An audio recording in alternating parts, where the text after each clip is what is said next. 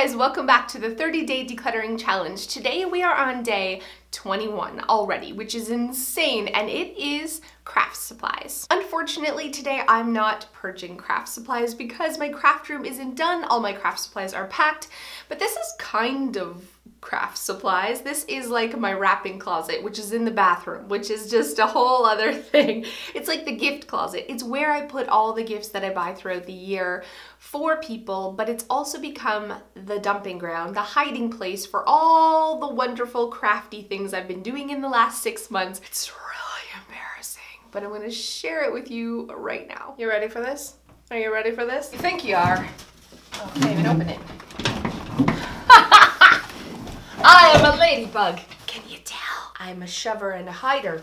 And so this is where all the things have gone to die. It's supposed to be the gift closet, so where I hide gifts throughout the year for the kids. I want to show you what I got them for Christmas because it's so awesome. I gotta quickly show you. Okay, it's a thing. Can you see?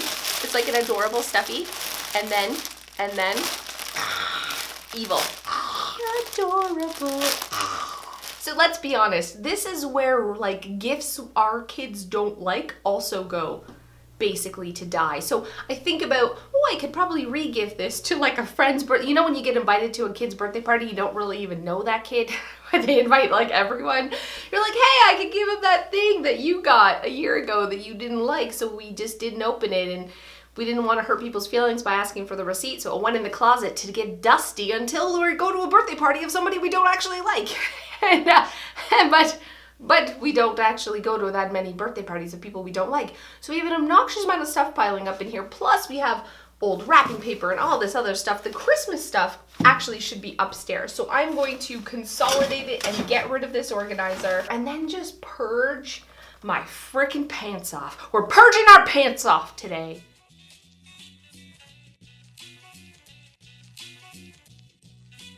Sometimes a mess can seem so much more overwhelming than it actually is. Take this closet, for instance. Really, if I just took a second to, say, put all this ribbon on this dollar store curtain rod, it suddenly goes from being this disaster down here into something that's neat and organized in just a minute.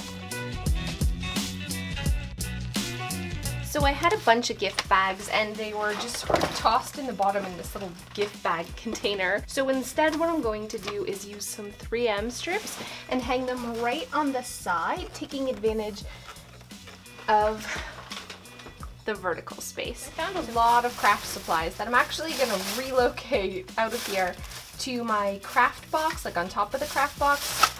And when I get my craft room together, I'm going to organize it. So this is garbage / recycling. I have to go through and take out anything that's paper. I was just hurrying. I was throwing everything in here. And I also got 3 empty boxes. For some reason I had empty boxes. I'm super geeked about the donation pile because a ton of this is brand new, never opened toys. So I'm going to take this directly to the Salvation Army. So this is another one of those classic scenarios where I put off doing decluttering and organizing because I feel like it's going to take so much longer than it actually did, when in reality this closet is so clean and so clutter-free, and it only took me under a half an hour to do it.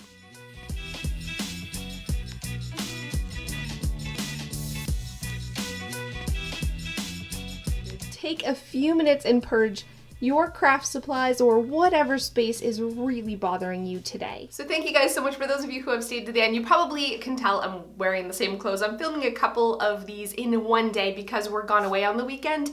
So I have to have it all filmed and edited before we go. Joe and I are going back to Toronto, to Canada's Wonderland again, but this time adults only, because it's all spookified, it's all haunted, and it's supposed to be really scary. So my parents are going, and my aunts and uncles and all of the grown-ups of the family, we're all getting a hotel.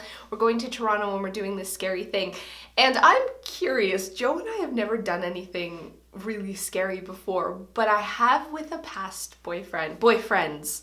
I've gone to really terrifying haunted houses and things, and it says a lot about your relationship. It really says if they love you or not. That's how I feel. Because I remember I went to Nightmares in Niagara Falls, which was terrifying to me. really dark. They wear night vision goggles, the people, and they jump out and they scare you and they grab your legs, and it was just really scary. I was a teenager, but I found it terrifying. And the boy that I was with, we were actually engaged. We were together 7 years.